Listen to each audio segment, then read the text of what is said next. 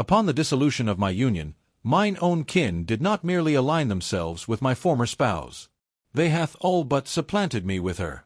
They did extend an invitation to her for the feast of thanksgiving, and thus spake they unto me, Thou art not included, provided thou dost keep thy silence and refrain from thy lamentable displays. To this I replied, Fear not. I would choose to dine with unknown souls than to share table with merchants. Yet, 5 days hence, I did make a single gesture that did unravel all. Mine own cousin did summon me, weeping most bitterly. All doth crumble and decay. Pray, lend us thine aid to mend this plight. Thus, I shall cast this upon the ether. Before Christ. Verily, I find myself still aflame with ire, and I do yearn to discern if perchance I stand alone in deeming this matter most absurd. If thou dost find thyself weary of familial strife, merely scroll forth. Yet, if thou hast ever sensed that thine own kin hath rendered thee silent, thou shalt surely comprehend. Verily, I shan't employ a fleeting guise of identity. Should any soul uncover it, I declare, I shall cease my efforts to maintain harmony. In sooth, 1.5 years hath passed since I did part ways in matrimony, an event most lamentable yet not wholly unforeseen. Mine own company, my erstwhile chariot, the opal, we did endure nearly 6 years together.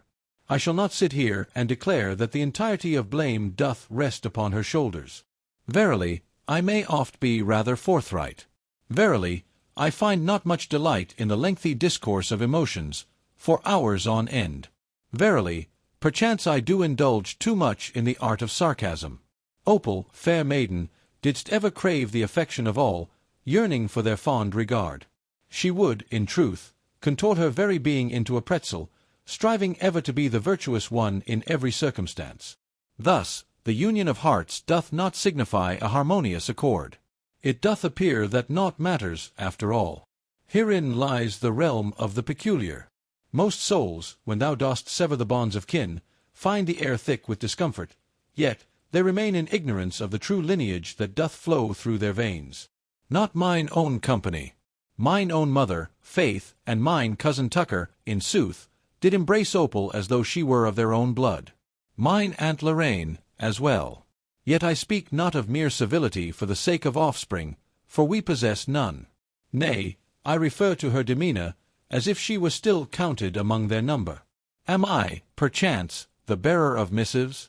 Lo, 'tis a tempestuous affair. The first peculiar matter that caught mine eye was the gathering of discourse, a chat most strange. In days of yore, it was but I, my mother, Tucker, Lorraine, and my sister Tammy who did dwell together. Lo, in an instant, Opal doth appear within the fray. Lo, they dost send forth images from this most foolish eve of pottery. Lo, I behold the visage of Opal ere I cast mine eyes upon any other countenance. No soul doth inquire if I desire to partake in their gathering. Lo, it doth appear, hark! We embark upon a day of pumpkin-patch revelry. And I behold mine own cousin, capturing a likeness with Opal, her name inscribed, whilst all around do comment, proclaiming her the jolly aunt henceforth. Lo, my device doth illuminate, yet solely for the purpose that I may behold their missives. Not before Christ. Verily, there be none who dost converse with me. I deem it all as naught. Perchance they dost merely exhibit civility. Perchance it is a source of discomfort for them as well. Verily, I hath begun to silence the discourse. Lo, it doth vex my spirit most grievously to behold them in merry company with her, as if naught had transpired. Then, a fortnight ere the feast of thanksgiving, I receive a call from my mother. She doth don her grave tone, as if to impart unto me the tidings of a death or some such sorrowful news. Thus I do proclaim, What tidings dost thou bring? And she doth embark upon a lengthy discourse regarding the strain that hath beset us, expressing her desire to avoid any tumult at the feast of thanksgiving. She doth declare, Thou mayest attend, yet only if thou dost hold thy tongue and refrain from unleashing one of thy lamentable displays, such as, What the fowl? I have not laid mine eyes upon these souls since the month of July. What scenes dost thou speak of? Thus I inquire, Pray, why must I bear the blame in this tale? And she doth reply, Well, thou knowest how thou dost become. Thou art ever prone to dispute, whilst Opal doth seek naught but tranquillity. I chuckle and retort, So Opal cometh then. And she exclaims, Indeed, she is kin and hath been a steadfast support to us all. I query, Support in what manner? And my mother, growing defensive, doth begin to ramble on about how Opal hath aided her with matters of the household, and hath lent her ear when she needed to unburden her heart regarding my infrequent calls, and so forth. She doth declare, Opens unlike thee. Thus, at this juncture, I am quite finished. I retort that I would prefer to dine with strangers than to share table with traitors. She doth sever the connection with me. Lo, the call doth end abruptly. Verily, 'tis not a matter of novelty. Since mine early days, she hath cast the device to the ground in anger upon me. When she doth desire not to strike a bargain, the next move is hers to make. Upon sending a missive to Tucker, I did inquire, Art thou in earnest with this matter? To which he did respond, Make not this discourse of thine own self. Opal hath endured much tribulation. Pray, what tidings have I overlooked? Hast I perished, and none hath informed me? In mine quest for truth, I find myself compelled to summon my sister, fair Tammy. She alone doth not treat me as a spectre, yet her weariness doth render her involvement but a shadow of what it could be. She doth proclaim, Lo, Opal is but a comfort to have in our midst. She doth bake. She lendeth her hand. She doth make all feel as though they tread not upon fragile shells. She doth say, Thou knowest how mother is. There is always a clash. She doth favor those who affirm her correctness. Thou hast never done so. Yet Opal doth. I inquire if Tammy doth believe I should simply yield. And she doth declare, I know not. Perchance, simply refrain from appearing. Allow them their tranquillity. Verily, how vexing! I thank thee, dear sister. Thus, I pass the ensuing days in a state of mere existence, uncertain and adrift. Lo, I find myself besieged by the incessant chimes of group chat notifications. Opal doth craft sweet confections of pie. Opal doth lend a hand to fair Lorraine in her verdant plot. Opal doth instruct my mother in the ways of her new-found device, the phone. Verily, I bear no ire towards Opal. She doth perform her customary role, which is to win the hearts of all by her kindness and gentle spirit, allowing each soul to unburden their woes upon her tender breast. Yet, my kin, that tale doth unfold in a manner most distinct. Verily, I do believe the cause for their allegiance to her doth stem from the fact that she presents a path of least resistance for their weary souls. She doth ne'er summon forth the voices of others. She doth never offer resistance. She shall, with utmost patience, lend her ear to a 2-hour discourse on how Tucker's former beloved did pilfer his air-fryer, and in return she shall craft for him a loaf of banana bread. In the interim, I do take my stand when my mother doth utter words amiss. I bid Tucker cease his lamentations. I do not feign that all is well when it is not so. Verily, I concede that I may be a challenge, yet I assure thee, I am naught but genuine. As the season of Thanksgiving doth approach, I find myself ensconced within mine humble abode, perusing the glowing screen of my device, when lo! A missive from fair Lorraine doth appear before mine eyes. Behold, the table adorned, with Opal gracing the midst, clasping my mother's hand, whilst all around smiles abound. Lo, mine own place at the table doth lie vacant. It is not even veiled in the slightest. Now doth understanding dawn upon me. I am not of kin, yet I am content. If they dost choose Opal o'er me, 'tis their own folly. Yet I shall not passively endure this fate. I shall not remain idle whilst they treat me as though I am but a shadow, or cast me in the role of a knave in mine own tale. Thus, I commence the crafting of a scroll within mine notes, inscribing each instance wherein Opal's Uho hath aided my kin with tasks that once were mine to bear. Each time they beseech her to undertake a task, I recall how I would comply whenever my mother permitted her to manage affairs meant solely for kin. Though uncertain of the path I shall tread with it, a sense of satisfaction doth arise in the act of keeping watch over it. I shall not permit them to cast me into oblivion. I shall not be the wretch who lingers at home during each festive occasion whilst mine erstwhile beloved occupies my rightful place. If they desire a traitor to grace their table, let them have her, yet they shall not claim both of us. Verily, Thus stands my current state. Uncertain am I of my forthcoming course, yet I have resolved to cease my role as the agreeable soul. If any soul dost possess counsel, I beseech thee, impart it, good sir or madam. I shall not remain idle whilst mine kin are thus deceived. Not on this occasion. The forthcoming passage doth likely descend into chaos. Yet, to speak truly, I stand prepared for it. Behold, an update doth arrive. Thus, following the tumult of that Thanksgiving feast, I began to perceive matters I had, perchance, been neglecting. Verily, there were matters that did not fully unfold until I found myself in contemplation, perusing the scrolls, and coming to the lamentable realization that I had been all but erased from the tapestry of my kin's existence, whilst Opal had taken my place at the gathering. Verily, I do not speak solely of the festivity. Verily, all things. Lo, there exists a curious plight, wherein one finds oneself cast as the stranger, and in that moment the subtle shifts of the past months unveil themselves, revealing the myriad ways in which one hath been supplanted.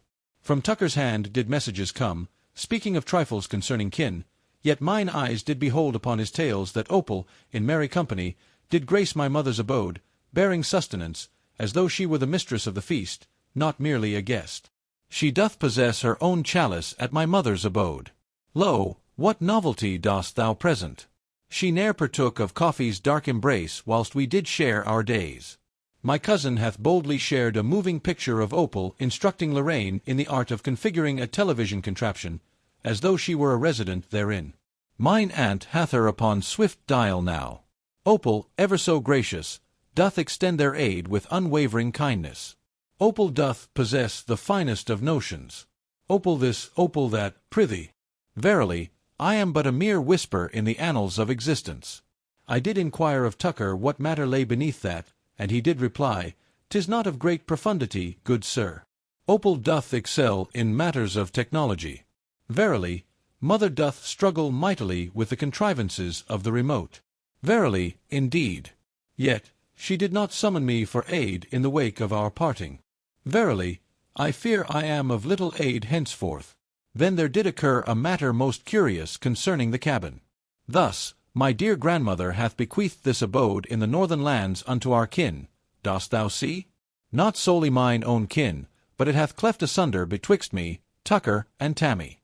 For many a year, I hath borne the burden of bills and the upkeep of our dwelling.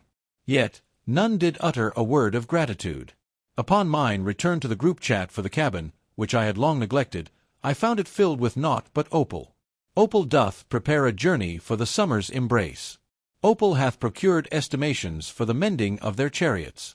Opal doth speak of crafting a more inviting abode. As I peruse the scroll of discourse, I find mine own name absent from the deliberations concerning the use of the abode in the month of July. Verily, I do share in its ownership, yet none dost summon me for the casting of my vote. I did send a missive to Tucker, inquiring, "Good sir, what tidings dost thou have regarding the cabin?" He merely shrugged, replying that Opal doth lend assistance. All do favour her designs above all others. Thou art ever occupied, indeed. Upon my discourse with fair Tammy, she didst reply, "Indeed, I endeavoured to advocate for thine inclusion, yet mother and Lorraine did declare it simpler to proceed with Opal." She continued, "Thou art aware of the ways of our matron. She doth claim thou art oft a challenge to arrange. Opal, it seems, doth manage all affairs with ease. I do declare, 'tis mine own name inscribed upon the deed." And Tammy doth but sigh and utter, "I know, yet I weary of this strife." She stands not upon my side, but rather seeks to avoid a bargain. I did commence to inquire amongst the folk, yet none would bestow upon me a clear reply. Lorraine doth declare, "Op hath been a most wondrous boon. Thou shouldst express gratitude for her efforts in uniting our kin." My mother doth utter, "Hadst thou but graced us with thy presence more oft, perchance our circumstances would differ." I retort, "Thou didst bid my former love to our Thanksgiving feast and instructed me to hold my tongue, yet she merely shifts the discourse. She proclaims, 'I am ever compelled to render matters concerning myself.' Verily, 'tis a most curious affair. I comprehend that Opal doth present herself as a gentle breeze, for she ne'er utters the word nay. She doth bake with joy, bestow small tokens of affection, and play the part of the ever-helpful hand. Indeed, she hath woven such a charm upon mine acquaintances as well, rendering herself the favoured guest at every gathering. Yet, alas, I had hoped my kin would hold dear the essence of my being. But nay, it appears they seek the path of least resistance, shunning the truth for the sake of ease. Then did mine eyes behold a matter that did vex my spirit. My mother, she oft beseeches me for aid with her financial affairs, such as the digital transactions and the establishment of automatic payments, and the like. Following the dissolution of her union, I did lend my hand for a time, yet soon she did proclaim that Opal hath taken charge of such matters. It was revealed to me by Tucker that Opal now possesses the keys to my mother's coffers, handling the very passwords I once managed with care. Pray tell, dear mother, dost thou jest? Pray tell, dost thou permit mine erstwhile beloved to manage thine coin? She doth declare that Opal is most worthy of trust. Thou art ever so full of gloom.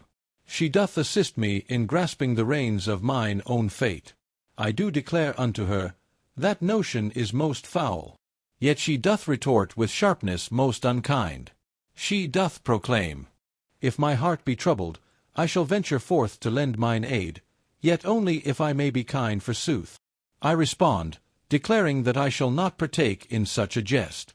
Thus, I take it upon myself to diligently preserve records, both in the tangible sense and in matters of the heart. Lo, I possess images captured, scribbled thoughts, and all manner of records. Each time fair Opal doth make her calls regarding the chamber, each time she speaks of aiding with matters of kin, each time she weaves plans with mine own family, of which I am not privy, I find not anger towards Opal for her actions. Mine heart doth seethe with ire towards mine kin, for they permit this fate to unfold without resistance. Verily, I am not without flaw, yet I never did conceive that they would so readily cast me aside, seeking instead a soul who would ne'er oppose their will. Then did I receive a missive from fair Lorraine, inquiring if I might lend mine approval to some documents pertaining to the cabin. Verily, I did exclaim, what paperwork dost thou speak of? She forthwith dispatched unto me a document, proclaiming that Opal doth assist all in establishing new autopay for their utilities, and thus we are in need of thine information. Pray tell, since when doth Opal take charge of the accounts, whilst fair Lorraine dost grow defensive, proclaiming that she alone doth maintain the order of affairs? Thou art ever tardy. Thou dost not respond. Thou art too occupied. Verily, I declare that each year I dost pay mine own due share. No soul hath uttered a whisper concerning the hour's advance. She doth declare, verily, Opal shall attend to it henceforth. Just affix thy signature. I respond, nay, I shall not inscribe aught until I have perused it. And lo, she doth erupt in fury, proclaiming that I weave a tapestry of drama. With a forceful hand, she doth shut the portal upon my arrival, as I seek discourse at her abode. Upon receiving a missive from Tucker, he doth proclaim, just affix thy signature. Cease complicating matters. Thus, I find myself in a realm where, lo, Opal's grasp doth extend to all that I once held dear. In every gathering of friends, in every kin's affair, in every trifling missive of the season, she doth appear. Yet I remain absent. I did beseech my mother for a visit, to discourse upon matters of the cabin. She did reply, only if thou shalt not engage in dispute. Opal cometh to assist me with the taxes, in any case. I have just concluded the call. Thus it is.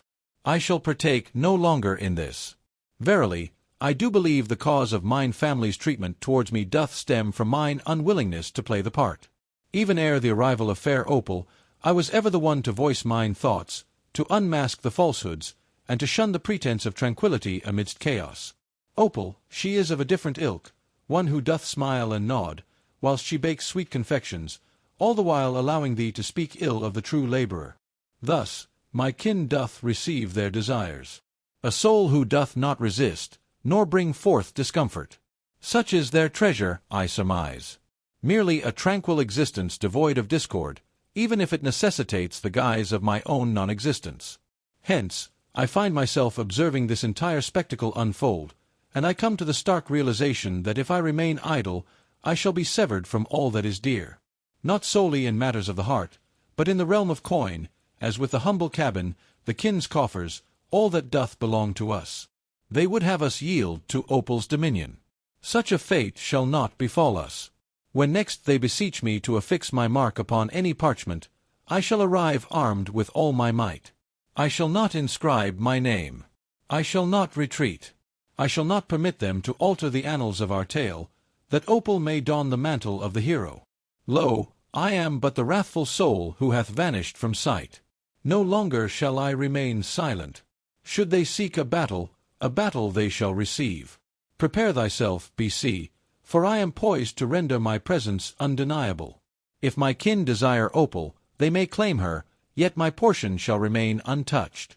Not a chance, for I am ready to engage in the fray once more. An update, the second of its kind. Dost thou ever experience that sensation, wherein thou art aware that others converse of thee, yet art unable to substantiate such claims? I speak not of mere paranoia, but rather of those subtle, sidelong glances, one day embraced by kin, the next, cast aside as the peculiar former brother, whom none desire to message save for matters of coin. I have begun to perceive the unspoken, the silence that accompanies that which remains unshared, not solely that which is laid bare before the world. As Tucker doth send me a jest of a meme, proclaiming the plight of the forgotten son, yet lo, he doth appear in every group portrait with Opal, whilst I remain absent. I behold Lorraine's missive upon the Book of Faces, expressing gratitude for new traditions, with Opal bearing a pie, a creation of my grandmother's own recipe, the very one she vowed to keep secret. How wondrously strange! Thus, I resolved to cease my waiting for their cordiality and boldly approach through the front portal. Not in the truest sense, yet I did convene a gathering of kin. I did send forth a missive to all in the ancient circle of discourse, the one from which Opal is absent, proclaiming, "We must converse regarding the cabin, the coin, and all matters besides." Tammy doth respond, "I shall attend if this be not merely another quarrel." Tucker, in his aloofness, doth declare it not his concern, yet I retort, "Indeed it is. Thou art loath to soil thy hands, art thou not?" Lorraine doth attempt to delay. Opal doth proclaim its capability to bear the burden. Yet I retort, "Nay, this matter is for those who possess true belongings." She doth depart, leaving me upon reed. I declare unto them, I shall bring forth every doc within my possession. I do desire to behold the evidence of thy claims. Pray, I beseech thee, share with me the designs that dwell within each heart for the cabin and the accounts therein. Lo, Tammy doth approach, her countenance bespeaking evident vexation. Lo, Tucker doth tarry in his arrival. Lorraine doth comport herself as though she were in the chair of a toothsmith. Lo, all is laid before me, each page inscribed and neatly gathered in a folder's embrace. I do not jest nor trifle with matters at hand. Upon this stage, I commence to unfold the rudiments. Hark! I declare, behold, Opal doth not possess the cabin. She hath no voice in this matter. She is not permitted to shuffle the coin. I present to them the missives of our fellowship, wherein she doth conspire without my counsel. The missives wherein she doth arrange matters with the purveyors of electric power. The images captured, wherein she doth proclaim to others that I hold no regard for the kin. Each occasion I did render mine own portion, each moment I found myself cast aside from the council's decree, I reveal unto them. Verily, I declare, shouldst thou desire to alter the course of affairs, my mark thou must procure. Yet, I shall not inscribe my name until I am accorded due respect. Lorraine, with a sharp tongue, retorts, "Thou art overreacting." Opal doth lend her aid, for thou art seldom present, I declare. I am absent, for thou dost regard me as a burden rather than a being. Tucker interjects, "No soul desires conflict. Yet, Opal doth render matters simpler." I retort, "Simpler for whom?" "Simpler for those who wish to feign my non-existence." To mine astonishment, Tammy doth align with my cause this time. Verily, this doth grow most strange. "Pray tell, why doth Opal command the reins of all?" quoth Lorraine. "For she possesseth a heart that doth care. Thou, on the other hand, dost only complicate matters." Thus, we find ourselves in a quarrel. Voices dost rise. No soul doth yield nor falter. Tammy, with a forceful hand upon the table, doth proclaim, "This be our kin, not Opal's. This venture hath crossed the bounds." Lorraine, rising with fervor, doth thrust her chair aside. She doth declare she shall not engage with. With a forceful hand, the portal doth close with a resounding thud. Tucker doth attempt to soar. I do cast him aside. Pray, thou shalt not flee. He doth thrust me. Quoth she, lay not thy hands upon me. I am not thine answerer of woes. To him I reply, dost thou desire to don the mantle of adulthood? Then behave as when tempests do arise, and chaos reigns supreme. I shall not mince my words, I declare unto them. Shouldst thou continue to permit Opal to wield the purse, I shall be compelled to suspend the accounts until we reach a resolution. For I am a co-proprietor of the cabin. Verily, I possess rights of law. Shouldst thou deem my words as jest, I bid thee to test my resolve. Tucker doth scoff, proclaiming, thou wouldst not betray us thus. I retort, thou hast already betrayed me, so what difference doth it make? Then Tammy doth draw forth her device, revealing to the assembly the discourse with Opal. A multitude of missives proclaiming how the crew is filled with ire, urging that we proceed without his presence. Unbeknownst to me was this matter at hand. She doth declare, I wished not to intervene, yet this hath spiraled beyond reason. I cast mine eyes upon Tucker, who merely shrugs and proclaims, this path be simpler, my comrades. I retort, easier for thee, yet not for me. Thus, we find ourselves in a tempest of voices. Lorraine re-enters, proclaiming, shouldst thou desire to complicate matters, I shall summon Grandma's attorney. Mark well how thou dost find it. I bid her, proceed forthwith. I shall dispatch all that I possess, quoth Tammy. Might we not establish some rules? Pray, shall we not come to a consensus that Opal's voice doth not merit a say in this matter? Tucker gazes upon me and doth declare, very well. What dost thou desire? I beseech thee, cease thy pretense that I am no more, whilst she doth assume the role of thy new brother. The air is thick with discomfort, for though no tears are shed, the hearts of many are burdened with ire for varied causes. Tammy, in her wisdom, yearns for tranquility. Tucker doth seek his freedom. Lorraine doth desire Opal to take the reins. I yearn for mine own life restored. I declare, the crux of the matter. If Opal doth lay hands upon another's account or inscribe my name, or even dare to make choices regarding my possessions, I shall seek the counsel of a lawyer. Dost thou desire to engage in battle? I am weary of this jest. Well said, quoth Tucker. Then let us proceed, henceforth, by the sacred tome. Tammy doth declare, I am weary of all thy company. With that, she departs, the door crashing shut behind her. Lorraine taketh her seat, casting not a glance in my direction. I proclaim unto them, ye have wrought this. Thou hast chosen her o'er me, and now thou must bear the weight of thine choice. I rise to my feet. Tucker doth attempt to impede my passage. I push him aside, seize my folder, and depart. Upon my return home, anger doth course through me, yet a strange calmness envelopes my spirit. Verily, I am aware of my forthcoming course of action. I speak not in jest. They seek to engage in a contest over riches and possessions. I shall reveal the consequences that befall those who dare to challenge one who peruses the minutiae with care. 'Tis a curious sight to behold how swiftly hearts do change when one ceases to be of service or convenience, for they covet Opal. Let them have her, I say. Yet, I shall not permit her to seize that which is rightfully mine. Not now, nor evermore. When next I turn the fateful switch, await with bated breath. A final word, perchance.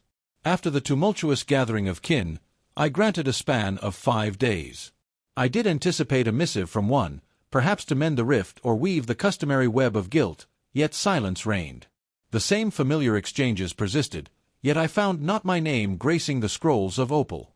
Tagged in naught, I remain. Perchance they believed I would simply surrender and vanish, allowing them to frolic in their charade whilst my former beloved took the reins. Yet, nay, such shall not come to pass. I commenced with the cabin, unearthing all the docs, the deed, the bills, and the co-owner agreement penned by my grandmother in days of yore. I meticulously scrutinized each payment I rendered, every signature, and every missive concerning repairs. Lo! I had arranged matters with such precision that even Tucker could not craft a work of art. Yet, what they failed to comprehend is that one cannot simply cast aside a co-owner and expect their inquiries to cease. I did summon the management office, instructing them to halt all new alterations. No repairs nor bookings shall proceed. Naught shall move without my seal of approval. I commanded them to dispatch this decree in writing to all parties recorded in the ledger. To the kin, I did dispatch a missive, bearing the legal parchment therein. No preamble, no courtesies. Shouldst thou desire to partake of the cabin, approach me forthwith. Opal doth not hold her name upon the deed. Her voice shall not be heard. Furthermore, take heed, no more shall I lend assistance with the expenses. All dues must henceforth flow through the account of which I now hold dominion. Thus did I take upon myself the stewardship of our familial coffers. To the bank I did venture, removing mine own name from all that Opal had laid her hands upon. I summoned the bank steward, imparting unto him the tale of our plight, beseeching him to mark the accounts against unwarranted intrusion. He did declare that a missive in writing was requisite, and so I delivered it forthwith. Later, my mother did send a message, vexed that her online banking was not functioning as Opal had arranged. With words I spake, "Converse with thine own progeny forsooth, and not with thy former daughter-in-law." In that moment, she did sever our discourse.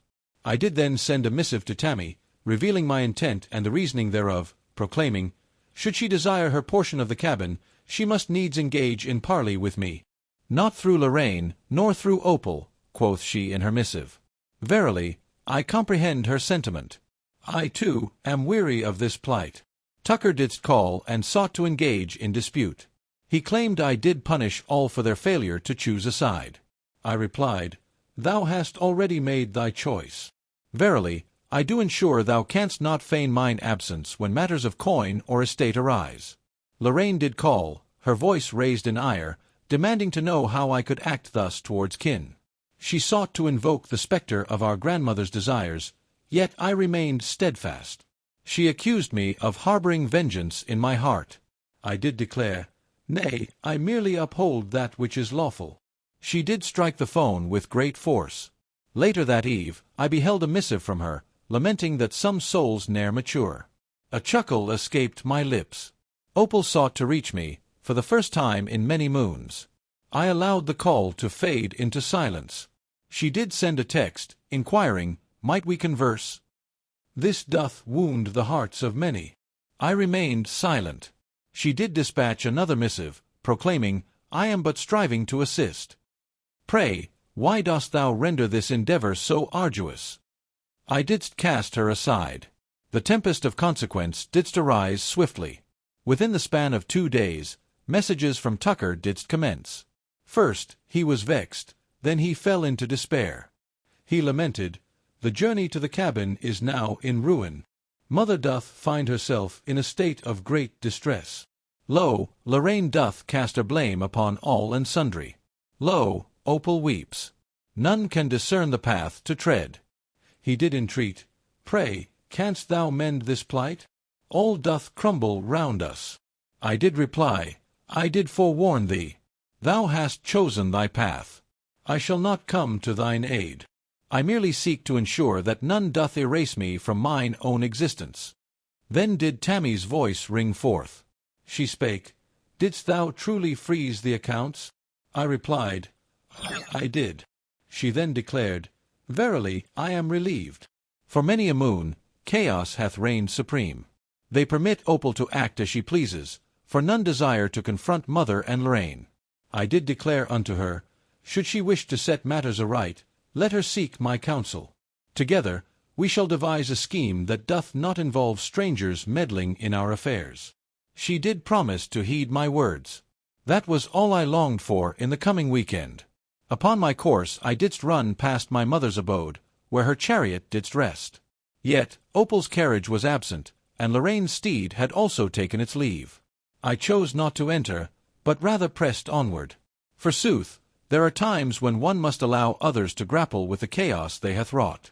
I shan't mend it, for I perceive the thoughts of those who read this, pondering, "How cruel!" Yet, verily, if thou permit others to regard thee as naught but a trifle, they shall continue to do so for all eternity. My kin did seek the path of ease, yet now they tread the arduous way. Opal, in her desire to don the guise of replacement, hath withdrawn from the fray. I have not transgressed the bounds of law, nor raised my voice in wrath or menace. I merely wielded the truths and entitlements that were mine by right. Dost thou wish to efface my presence? Very well. Yet, thou shalt not claim my possessions nor my silence. Thus, indeed, I have set aflame the bridge behind me. Yet, to speak truly, it was already ablaze. I did but ensure that none could tread upon it again without first seeking permission. What form the next festivity shall take, I know not, nor do I much concern myself with it. I have reclaimed my existence, and I shall not share it with those who barter. If thou findest thyself in a like predicament, do not merely linger in silence and endure. Remind the folk where the boundary lies, and fear not to inscribe it in indelible ink. Thus concludes my discourse. I do hope some soul may glean wisdom from these words, even if it be but the notion that one need not suffer the trampling of others for the sake of kin. At times, thou must don the mantle of the villain in their tale, so that thou mayst emerge as the hero in thine own.